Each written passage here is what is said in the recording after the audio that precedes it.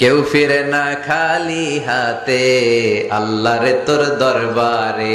ইউনূস আলাইহিস সালাম দোয়া করলেন, লা ইলাহা ইল্লা আনতা সুবহানাকা ইন্নী কুনতু মিনাল যালিমিন। এই দোয়াটা পড়েন আপনারা কখন?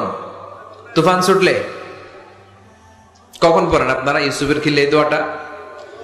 আমাদের এলাকায় গ্রাম বাংলায় আমরা দেখছি তুফান ছুটলে পড়ে। বজ্রপাত, বজ্রপাতরে কি বলেন আপনারা?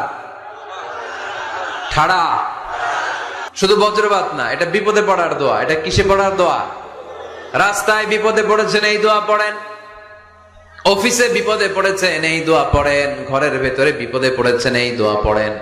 মাছের পেট থেকে এই দোয়া পড়ার কারণে সাইয়েদনা ইউনূস আলাইহিস সালামকে বিপদ থেকে রক্ষা করেছে কে? এটা মুসিবতে পড়ার দোয়া। মুসিবতে পড়লেই আমরা এই দোয়া পড়বো, মনে থাকবে? এটা হচ্ছে মুসিবত কা দোয়া, মুসিবত কা কালিমা। বিপদে পড়লেই পড়বেন, শুধু এমন না যে তুফান ছুটলে পড়বেন, আকাশে থান্ডার বজ্রপাতে পড়বেন না। যে কোনো দোয়াতেই লা ইলাহা ইল্লা আনতা সুবহানাকা ইন্নী কুনতু মিনাজ জালিমিন।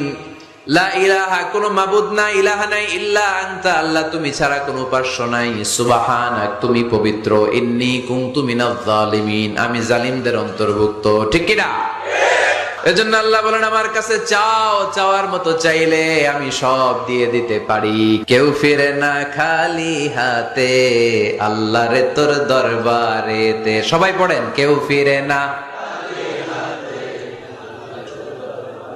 এই কথাটা 100% ঠিক না?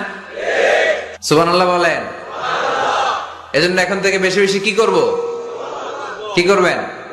কার কাছে চাইবেন? কবুল করবে উনি? বিশ্বাস হয়? সন্দেহ লাগে? লাগে লাগে? কবুল করবে কে? সব নবীরা চেয়েছেন একজনের কাছে, তিনি কে? সব আল্লাহর ওলিরা চাইতেন একজনের কাছে, তিনি কে? আমরাও চাইব একজনের কাছে, তিনি কে?